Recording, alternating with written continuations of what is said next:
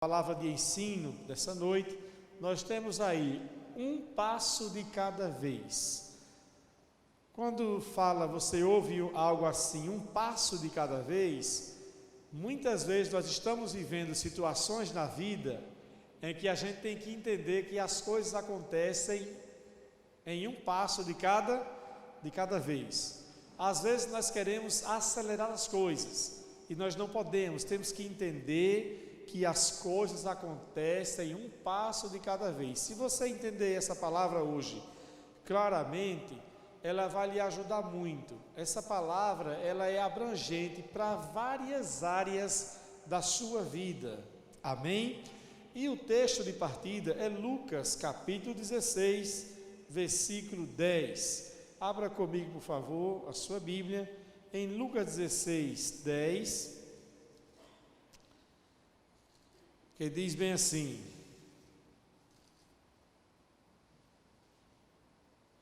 se forem fiéis em que, amados? Nas pequenas coisas, também o que, amados? Também o serão o que? Nas coisas grandes. Mas se forem desonestos nas pequenas coisas, também o serão em que? Nas maiores. A questão aqui nesse texto é fidelidade. E você pode pensar comigo assim, mas e o que é que isso tem a ver, esse versículo, nesse texto, falando de fidelidade, com o tema que é um passo de cada vez? Nós vamos entender que a fidelidade, que é a questão nesse versículo, ela ocorre nas pequenas coisas, sobretudo nas coisas que Deus nos confiou. Amém? Diga comigo, a fidelidade, ela começa nas pequenas coisas, sobretudo nas coisas que Deus nos confiou.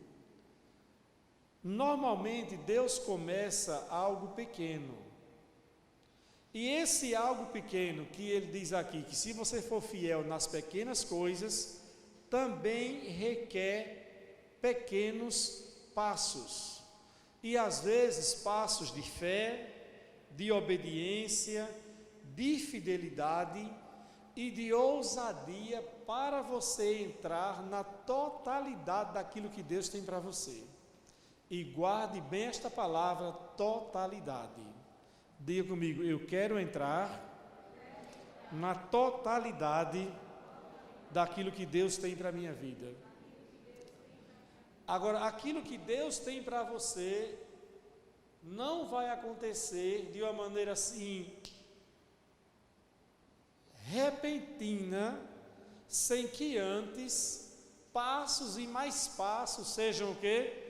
Desenvolvidos, dados, um passo de cada vez. Não se começa nada grande, tudo começa pequeno.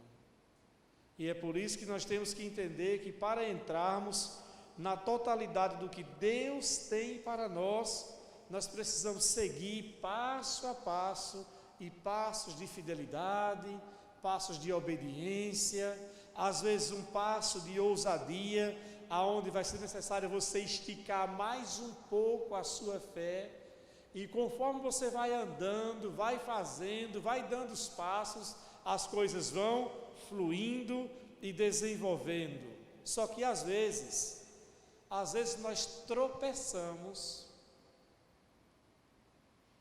e ao invés de avançarmos no passo a passo, no passo de cada vez, às vezes nós nos apressamos. Você já ouviu aquele ditado que diz assim: fulano de tal botou o carro na frente dos bois? Kenneth Hagin usa uma expressão onde ele diz bem assim: eu prefiro andar devagar, sempre seguindo Jesus e atrás dele, do que tentar correr à frente dele. E por justamente tentar correr à frente, se apressar, muitas pessoas acabam, no natural até, tropeçando, não é assim? Mas a pessoa acaba tropeçando, desequilibrando. E esse é um exemplo natural que nós podemos aplicar para a nossa vida. Então nós temos que saber andar no ritmo certo, no passo certo, fazendo a coisa certa.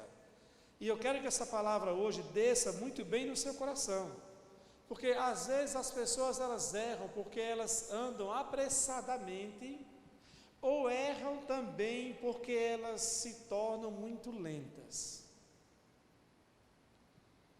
É aquele passo no ritmo de preguiça. Aquela coisa lenta, é mais parado na verdade do que andando.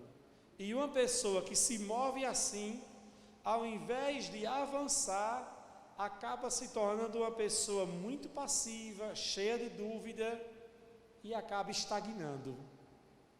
Estagnando às vezes na zona de conforto, estagnando às vezes porque chegou em algum lugar e ficou por ali, se acomodou e não continuou mais desenvolvendo. Diga comigo, eu quero avançar e entrar na totalidade do que Deus tem para a minha vida.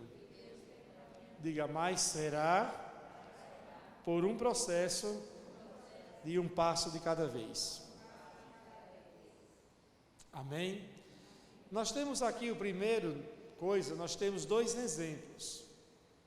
Eu vou falar de dois exemplos, no primeiro ponto, aonde nós vamos falar primeiro sobre o pai de Abraão. Quantos aqui sabem ou lembram do nome do pai de Abraão? Quem pode me dizer?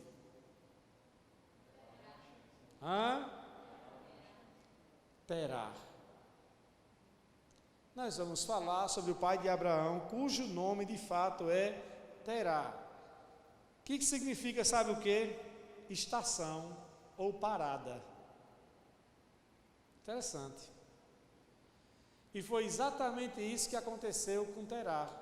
Ele se tornou um homem parado, parou. Ao invés de continuar avançando, ele simplesmente parou.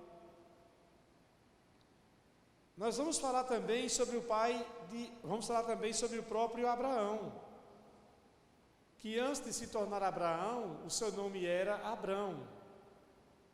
Abrão significa pai de pequeno povo. E aí Deus muda o nome dele de Abrão, pai de pequeno povo, para o quê? Abraão. Cujo significado é o quê? Pai de quê? De multidões, pai de nações. Então isso mostra que essa mudança do nome de Abraão foi o que de fato levou ele a entrar, mais uma vez, repita essa palavra, na totalidade daquilo que Deus tinha para ele. E você vai ver então a diferença entre como o pai de Abraão, Terá, agiu e como o próprio Abraão que se movia. Abraão era esse nome, foi esse homem que ele foi de fato dando passos e mais passos até chegar naquilo que Deus tinha para ele. E eu quero que você hoje seja bem encorajado com essa palavra, a saber fazer os movimentos certos e dar os passos certos. Porque se você se precipitar e dar passos errados, você pode de fato cair em um precipício. Se você se tornar muito lento, você pode também ser um cristão estagnado. Então nós vamos aprender nesse primeiro ponto algumas coisas ligadas a Terá, bem como sobre Abraão. Começando primeiro sobre Terá, ele foi um homem que até se movimentou dentro daquilo que Deus tinha para ele. Mas vamos ver um texto de Gênesis capítulo 11, algumas coisas. Gênesis capítulo 11, abra comigo por favor a sua Bíblia.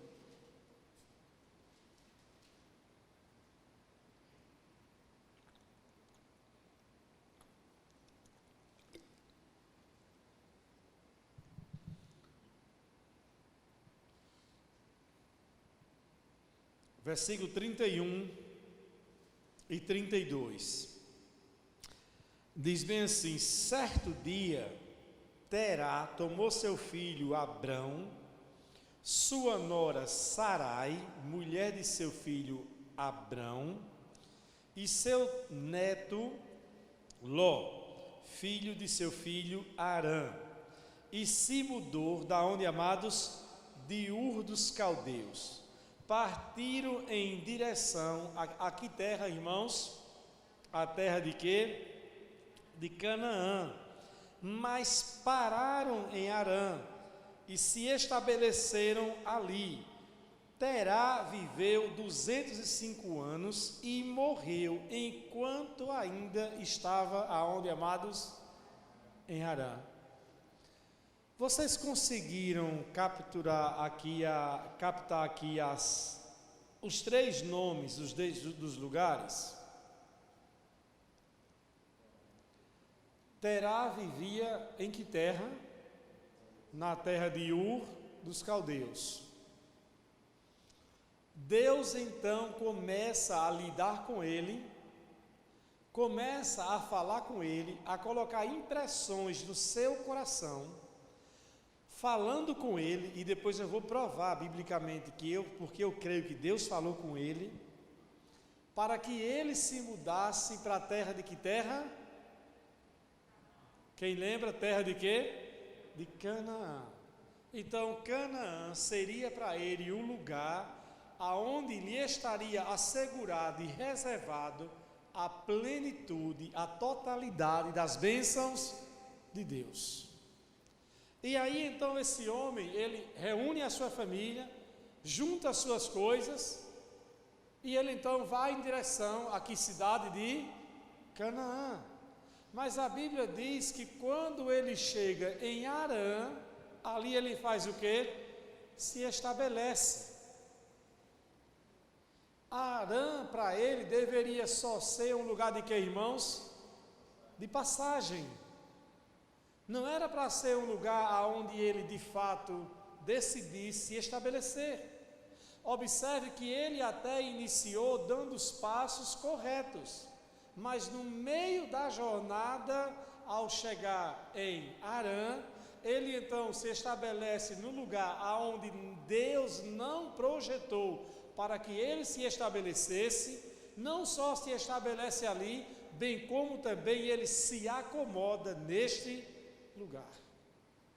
E essa é a questão aonde muitas pessoas ainda hoje estão caindo no mesmo erro. Pessoas que até tomam algumas decisões na vida, até se movimentam para algum lugar, para fazer alguma coisa, e ao invés de elas continuarem seguindo as impressões que Deus colocou no coração dela, por alguma razão, talvez por conveniência, talvez por conforto, talvez pelo bem-estar, talvez por alguma coisa boa, as pessoas acabam o quê? Se acomodando e perdendo aquele senso de direção daquilo que Deus de fato tem para ela. Você está entendendo o que Deus quer falar com você nessa noite? Ou está achando que é uma palavra assim meio aqui ou complexa? Você está entendendo o que Deus quer para você? Que Deus tem algo mais para você? Você está entendendo que Deus quer levar você mais adiante? E que você precisa manter-se dando passos e mais passos, e não cair no erro de apenas se acomodar e dizer bem assim: aqui já está bom, os resultados que eu alcancei já são bons, eu vou ficar por aqui mesmo, e ignorar por completo aquilo que Deus tinha falado, porque esse homem aqui, ele não obedeceu o que Deus colocou no coração dele. Ou obedeceu? Não. Ele começou obedecendo, mas não continuou em obediência. Eu pergunto para você, o que é que Deus tem colocado no seu coração? O que você recebeu de Deus vai dar aonde? Ah, porque não aconteceu repentinamente. Mas Deus disse que ia acontecer repentinamente? Ou Ele estava requerendo que você continuasse dando passos de fé? Porque com Abraão foi assim. Vamos para capítulo 12 agora, falando sobre Abraão. Capítulo 12 do mesmo Gênesis, diz bem assim: O Senhor tinha dito a Abraão. O Senhor tinha o que, amados? O Senhor tinha dito. Está em que tempo aqui? No passado. Deixe sua terra natal. O que mais, amados? Seus parentes e a família de seu pai, e vá à terra. Que terra, amados? A terra que eu lhe mostrarei. Farei de você uma grande nação e o abençoarei, e o tornarei o quê? Famoso. E você será uma bênção para outros. Abençoarei os que o abençoarem e amaldiçoarei os que o amaldiçoarem. Por meio de você, todas as famílias da terra serão, que, amados? Abençoadas. Deus estava propondo algo para Abraão, ou Deus estava absolutamente resolvendo tudo por Abraão? Deus estava fazendo o que, amados? Propondo algo para Abraão. Assim como ele propôs para quem? Para o pai de Abraão. Da mesma forma que Abraão viu o seu pai parar e estagnar, ele pensou: não, eu não vou carregar isso comigo não. Eu vou sair desse lugar. Eu vou sair dessa terra. Porque Abraão ele tinha ciência daquilo que Deus havia falado com o pai dele e até com ele mesmo, acerca de sair daquela terra e ir para Canaã. Vamos para Atos capítulo 7. Vamos ver que tanto o pai de Abraão quanto Abraão tinha ciência do lugar para onde eles deveriam ir.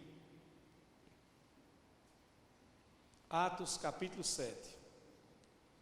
Nós encontramos aqui Estevão fazendo um relato, dando um testemunho da história dos judeus. E nesse relato, nesse testemunho, em Atos capítulo 7, olha o que diz Estevão em Atos capítulo 7, 2 a 4. Então Estevão respondeu: irmãos e pais, ouça-me, dirigindo-se aos judeus, ouça-me. O Deus glorioso apareceu a nosso antepassado Abraão, ainda amados aonde? Na Mesopotâmia, antes dele se estabelecer aonde? Em Harã. Que lugar era esse aqui? Lá em Ur. Então Deus apareceu e Deus disse para ele lá, e lhes disse: deixe sua terra natal e seus parentes e vá para a terra que eu o quê? Lhes mostrarei. Então Deus apresentou um plano para Terá e um plano para quem? Para Abraão, falando com a família, dizendo: olha, eu tenho algo para vocês, eu tenho algo melhor para vocês, eu tenho algo maior para vocês, vocês têm que sair dessa terra. E aí diz bem assim, versículo 4: então Abraão saiu da terra dos caldeus e morou em Harã, até o seu pai o quê? Morrer. Depois Deus o trouxe aqui para a terra onde vocês agora vivem. Qual era a terra aqui agora? Canaã. A terra de quê? Da promessa.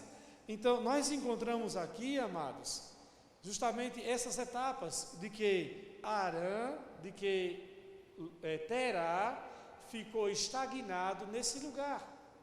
Ficou em Harã e ali morreu. Abraão tinha consciência da palavra que tanto ele quanto o pai haviam recebido, que Deus tinha uma outra terra. Então Abraão, ele disse bem assim: o pai morreu.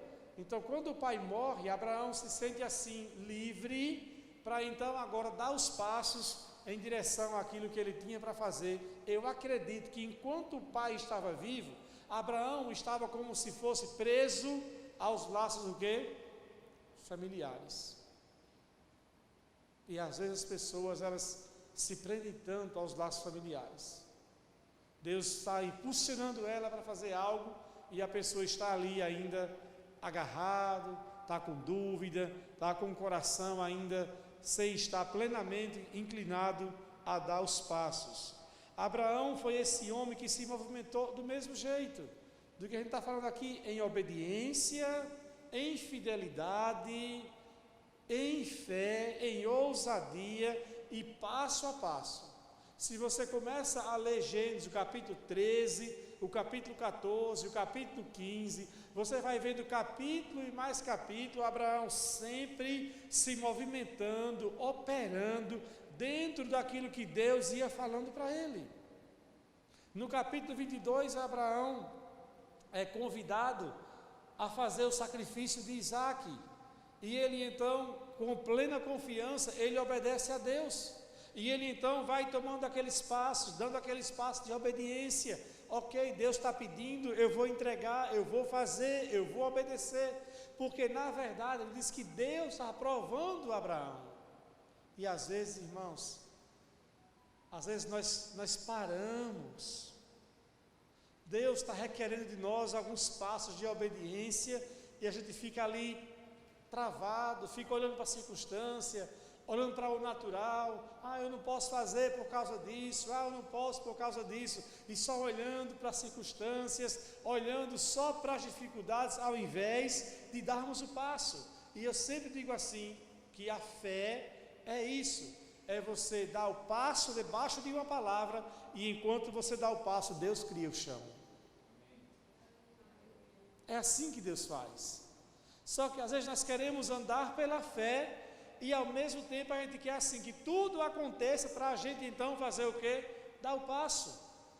Dar o passo de obediência, dar o passo de ousadia, e não funciona assim. As coisas nem funcionam de uma maneira repentina, mas também não é você ficar nesse comodismo tentando se agarrar a coisas do naturais. Abraão não fez isso. Quando o Senhor falou com ele novamente, ele disse: eu vou nessa caminhada, eu vou nessa jornada. E você vai ver então Abraão construindo uma trajetória de fé, de milagres, de sobrenatural, até que Abraão entra na totalidade daquilo que Deus tinha para ele. Mais uma vez, essa palavra vem à tona para ser uma chave para o seu coração. Deus quer que você entre na totalidade daquilo que Ele tem para você. Mas Deus não vai pegar você pelos braços e colocar você nesse lugar. Ele vai colocar impressões no seu coração. Ele vai falar com você para que você possa fazer o quê? Dar passos e mais passos. Tudo na minha vida, tanto no que diz respeito ao ministério, quanto no que diz respeito à vida familiar, as coisas só aconteceram quando a gente começou a dar pequenos passos, um passo de cada vez, mediante aquilo que Deus ia falando ao nosso coração. E a pessoa às vezes fala bem assim: eu quero que Deus abra o céu e desça, eu quero que Deus faça algo assim, né? Quantas pessoas ficaram nesses dias aí com a ilusão da questão da mega da virada, né? Quantas pessoas, tinha gente até brigando no casamento já estava brigando com a mulher por causa do dinheiro já, nem tinha recebido, nem tinha ganho ainda. E conversando sobre esse assunto em família, eu disse bem assim: quem nos trouxe até aqui e estamos vivendo o que estamos vivendo não foi a Mega Sena, foi Deus. Deus é quem nos faz prosperar, não é a Mega Sena que nos faz prosperar. Se é pecado ou não é outra história, não é verdade? Uma vez o cara perguntou ao pastor: pastor, é pecado jogar na Mega Sena? Aí o pastor ficou assim. Aí disse: e agora? Se esse cara ganhou, vou dizer o quê? Aí pensou, aí disse: por que você quer saber? Ele disse: porque eu ganhei, quero saber se eu tenho que dar o dízimo. Aí o pastor disse: não peque 2 vezes. Você já pecou por jogar, mas ganhou, não peque por não dar. Então não peque 2 vezes, né? Então a questão não é Não é se é o pecado, a questão é se você botar o seu coração. Quem nos prospera é Deus. E a Bíblia diz em Provérbios 10 que a bênção do Senhor é aquela que enriquece e não acrescenta dores. Nós não colocamos a nossa esperança nessas coisas, nossa esperança está em Deus. É Ele quem nos faz prosperar a cada dia, e para que possamos entrar na plenitude da prosperidade, é o passo a passo de cada dia, sendo fiel em que? No pouco. Ele diz, sobre o muito eu te colocarei. Amém, queridos? Entenderam sobre Abraão e Terá? Segundo, vamos ver algumas coisas agora sobre José. Nossa, eu amo a história de vida de José. Todos os anos, quando eu leio a Bíblia e me deparo com a história de José, eu sempre me emociono, porque eu me identifico muito com a trajetória de José. Não que os meus irmãos tenham me vendido, né? Meus irmãos não tentaram me matar, não. Mas o cenário de vida da onde eu vi, por aquilo que eu passei, eu me identifico muito com a história de José. Nós temos aqui um outro homem, José. Só que na vida de José tem algo interessante. José, ele também tinha uma promessa de Deus, de que Deus tinha algo muito grande para ele. Sim ou não? Sim. Vamos ver isso em Gênesis capítulo 37. Gênesis capítulo 37.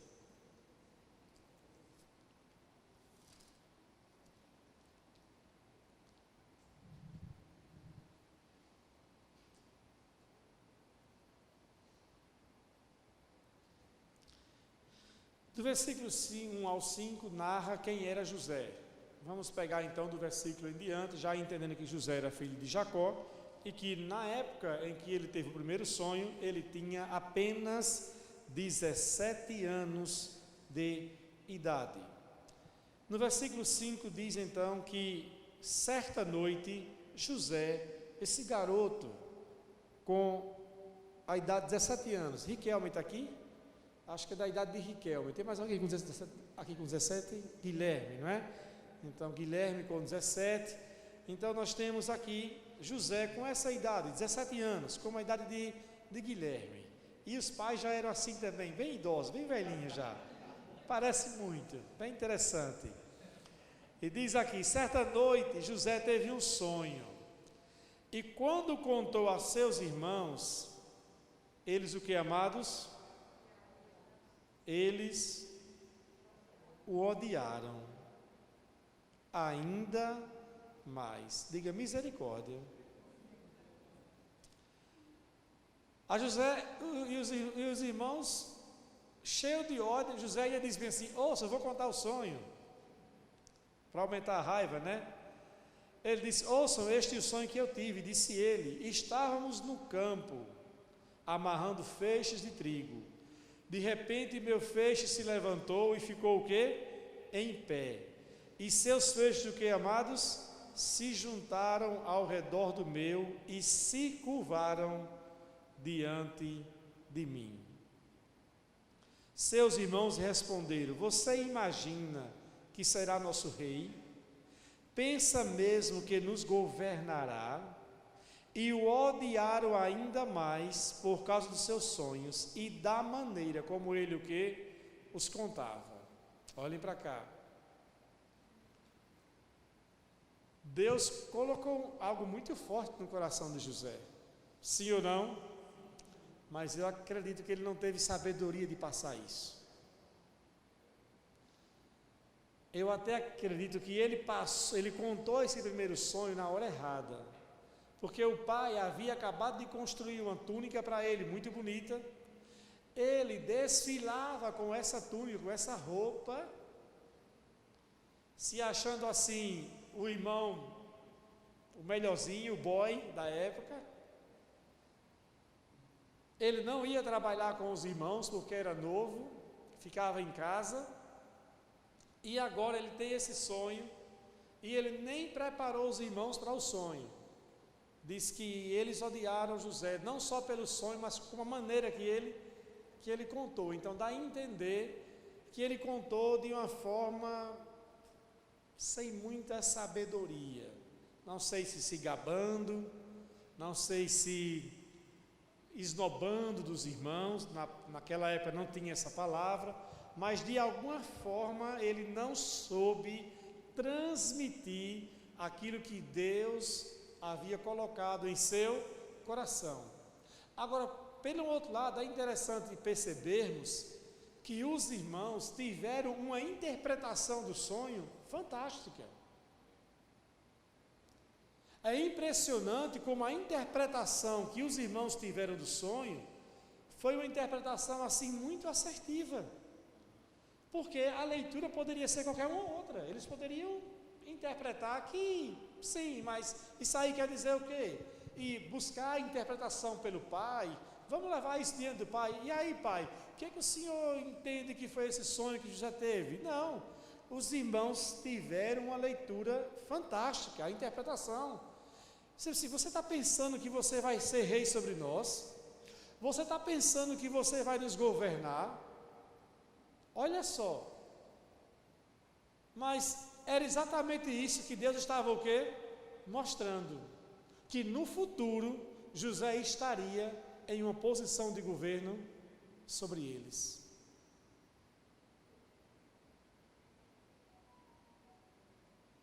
Aí passa o tempo, diz a Bíblia.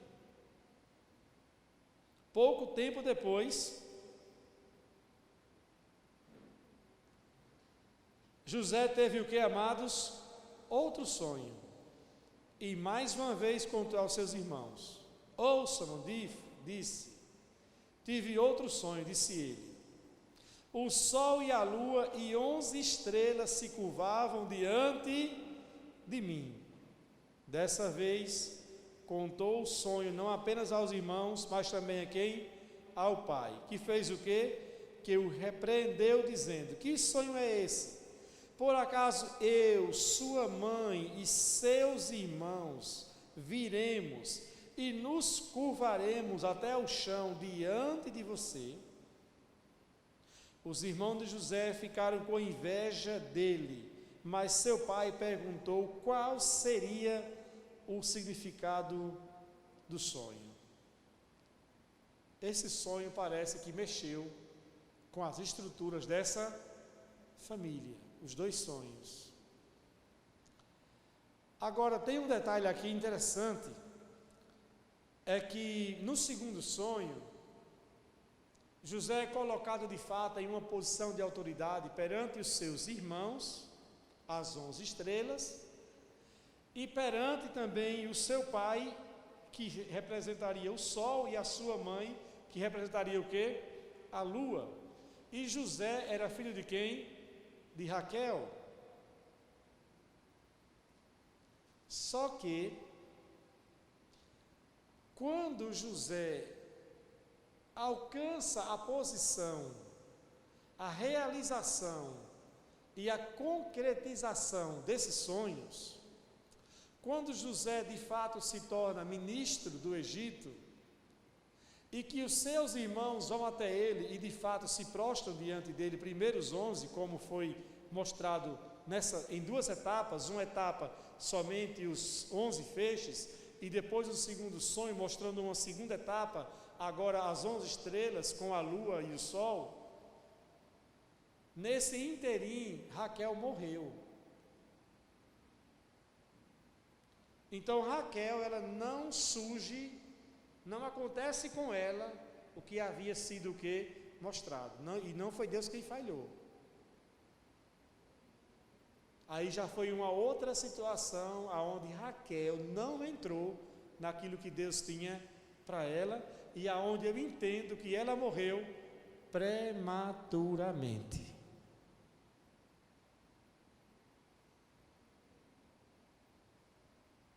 Diga comigo, eu quero entrar.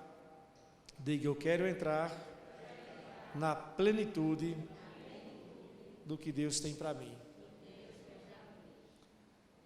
Agora, quando você olha para o que Deus mostrou para José, o que Deus falou com ele, e a gente vai ver agora que além do ciúme dos irmãos, além da interrogação que ficou na mente do pai e possivelmente na mente da mãe, e você vai olhar para o desfecho daquilo que foi acontecendo na vida de quem? De José. É difícil você entender que José entendia que Deus estava trabalhando naquela circunstância. Porque José, ele não escolheu, preste bem atenção nisso, José não escolheu os passos para serem dados, passo a passo, para ele entrar naquilo que Deus tinha para ele. José, ele foi empurrado para isso, sim ou não? Sim. Ele não saiu de casa e disse assim com Abraão: beleza, eu tive um sonho, vocês não creem em mim não é? Pois bem, eu vou embora, e um dia vocês vão ver. Ele fez isso? Ele não tomou a decisão no passo a passo, espontaneamente. Ele foi vendido. Então ele passou por várias estações. Então ele não tomou decisões, ele não deu passos para ir para esse lugar. Agora tem um detalhe: ele também não deu passos para sair desse lugar, porque ele poderia. E é justamente nesse ponto quando as pessoas erram, porque às vezes nós somos colocados em situações em que não foi propriamente a nossa escolha. Às vezes somos colocados em uma situação que às vezes nós somos empurrados para isso, por uma circunstância de família, por uma decisão de família, por uma coisa que aconteceu, por uma adversidade que aconteceu, por decisões de outras pessoas, você de repente foi colocado em uma situação. Só que o que você tem que fazer é como você vai dar os passos dentro disso.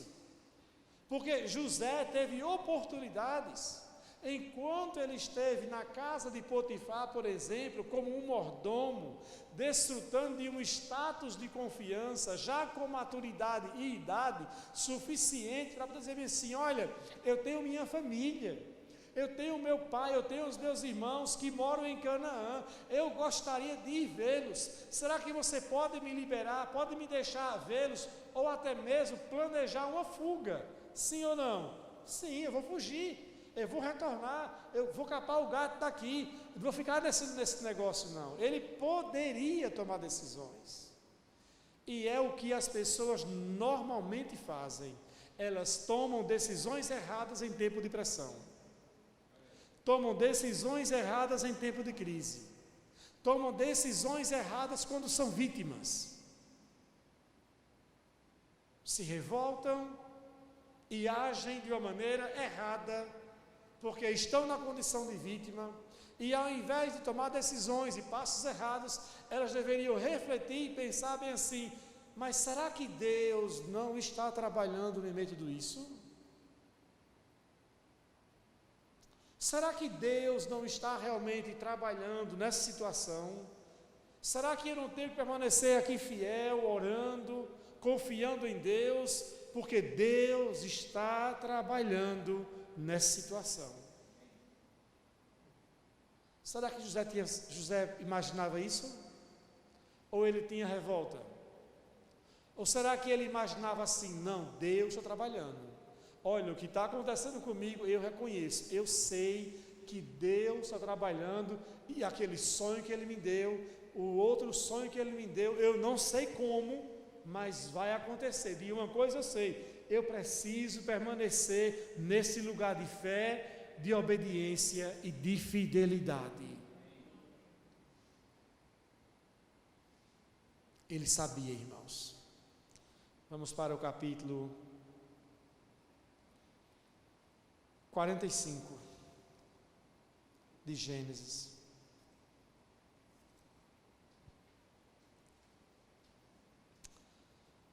Depois que a fome aperta em Canaã, o mundo todo entra em crise, José se torna o primeiro-ministro do Egito. Está José agora gozando de uma posição de autoridade.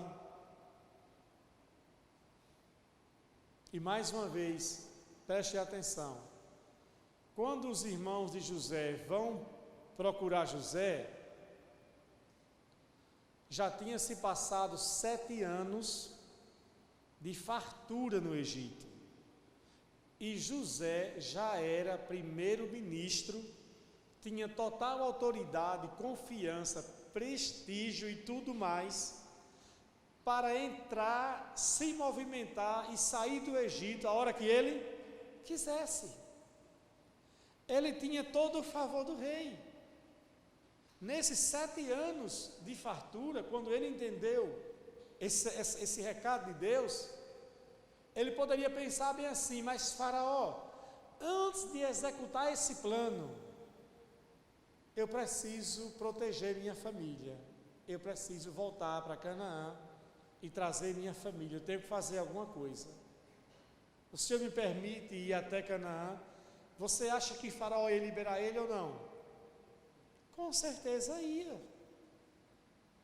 Diante do plano que ele apresentou, a confiança que ele teve, a autoridade que lhe foi dada, os anos de fartura acontecendo, José administrando tudo prosperando, ele poderia muito bem pensar bem assim: não, agora eu preciso voltar lá para ver os meus pais, ver meus irmãos em Canaã. Ele poderia. E por que ele não deu esse passo? Por que ele não deu esse passo? Porque ele sabia que Deus estava trabalhando. Ele sabia que os seus irmãos iam procurá-lo. Não era uma questão de orgulho aqui, era uma questão de plano de Deus.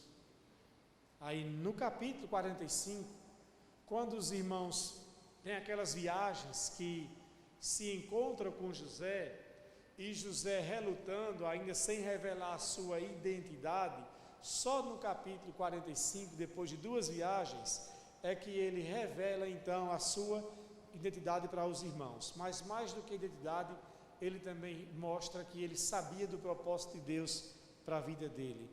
Ele então diz, no versículo 3 de Gênesis capítulo 45, ele diz: eu sou José, disse aos seus irmãos, meu pai ainda está vivo. Seus irmãos ficaram como irmados? Espantados, ao se dar conta de que o homem diante dele era quem? José. E perderam o que, amados? A fala. Como eles ficaram, irmãos?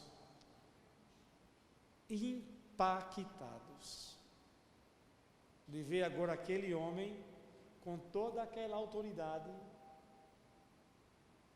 dizendo: eu sou José. E ele disse: chegue mais perto. Quando eles se aproximaram, José continuou: eu sou José, o irmão que vocês venderam como escravo ao Egito. Agora não fiquem aflitos ou furiosos uns com os outros, por terem me vendido para cá. Foi Deus quem me enviou adiante de vocês, para o que, amados, lhe preservar a vida. A fome que assola a terra há 2 anos continuará por mais 5 anos, e não haverá plantio nem colheita. Deus lhe enviou adiante para salvar a vida de vocês e de suas famílias, e para salvar muitas vidas. Portanto, foi Deus quem me mandou para cá, e não vocês. Quantos podem dizer amém? Em outras palavras, vocês só foram usados, sem saber. Você consegue entender que Deus está trabalhando na sua vida? Você consegue reconhecer que, ainda que algumas coisas ruins estejam acontecendo, mas você pode tirar alguma coisa boa disso e reconhecer que, em meio a tudo isso, Deus de alguma forma está trabalhando? E Ele só quer que você continue confiando e esperando até que as coisas aconteçam e Ele vá destravando os processos. Isso aconteceu com José. José entrou na plenitude do que Deus tinha para ele, na totalidade do que Deus tinha para ele. Os sonhos se realizaram, as coisas aconteceram, mas eu pergunto, foi da noite para o dia? Não. Anos se passaram, passos e mais passos, José teve que dar e outras vezes não dar. Só que hoje as pessoas elas não pensam assim. As pessoas hoje elas querem fazer aquilo que dá onde? Na cabeça. São inconsequentes. Às vezes chateado ou frustrado com alguma coisa, elas tomam decisões. E depois vão sofrer as consequências dessas decisões. Porque dão passos fora daquilo que Deus tinha para elas. E aí depois sofrem e questionam depois quem? Deus. Por quê, Senhor? Por quê? Então observe que José não tinha nenhum ressentimento dos irmãos. Seu coração era livre. José, ele não tinha nenhuma dúvida quanto ao plano de Deus, porque ele disse, eu sei que foi Deus que me trouxe para cá. E o resultado não foi outro, ele entrou no que Deus tinha para ele. 2022, amados, é um ano onde vamos viver grandes promessas de Deus. Mas é importante que você saiba tomar os passos certos para todas as áreas na sua vida. Um passo errado pode deixar você fora do que Deus tem para você. Pode adiar, pode tirar você do que Deus tem para você. Às vezes, só falta mais um passo para o milagre acontecer. Às vezes você está bem perto da coisa acontecer para você, e ao invés de você dar mais um passo de ousadia, de fé, crendo, aí faz o quê? Justamente agora. Era o último passo. Aí a pessoa faz o quê? Desiste. Muda a confissão. E a Bíblia diz que a nossa língua é como um leme que determina o curso de um navio. E você às vezes está na rota certa, prestes a chegar no seu destino, prestes a entrar na totalidade daquilo que Deus tem para você, e uma confissão errada faz o quê? Muda a rota. E ao invés de você entrar no que Deus tem para você, você volta para o deserto e continua naquele mesmo ciclo. E agora, mas eu não entendo, eu fiz tanta coisa certa esse ano, eu fiz isso, eu fiz aquilo, eu não entendo por quê, eu não entendo, e aí começa a murmurar, eu não entendo, nada dá certo para mim, as coisas não acontecem, parece que comigo só dá errado, nunca dá certo para mim, eu vejo fulano assim, beltrano assim, mas comigo parece que não dá certo, nunca acontece nada, aí murmura. Quanto mais está murmurando, liberando as palavras de fracasso e derrota, o navio está sem o quê? Sem direção. Mas quando você se mantém no passo certo, no ritmo certo, mantendo a confissão, Marcos 16 diz, e estes sinais seguirão os que creem. Quando você continua na confissão, na obediência, na fidelidade, construindo, os milagres seguirão os que creem. Às vezes a pessoa desiste quando já está bem perto do milagre se manifestar ou da bênção se manifestar. Desiste, muda a confissão. Eu quero hoje orar por você e ministrar algo para a sua vida. O Senhor falou comigo quando preparava essa palavra que eu ia me liberar uma unção sobre a igreja. E essa unção ia liberar sobre vocês uma força propulsora. A força propulsora, ela tem um poder de levar você mais longe e mais rápido do que a força normal.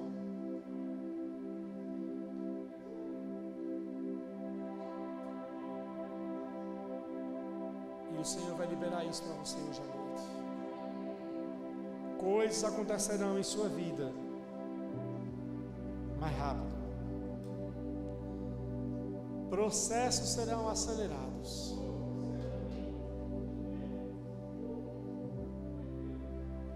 Para que você entre na totalidade do que Deus tem para você. Se mantenha no lugar que Deus te colocou. Se mantenha na posição que Deus te colocou.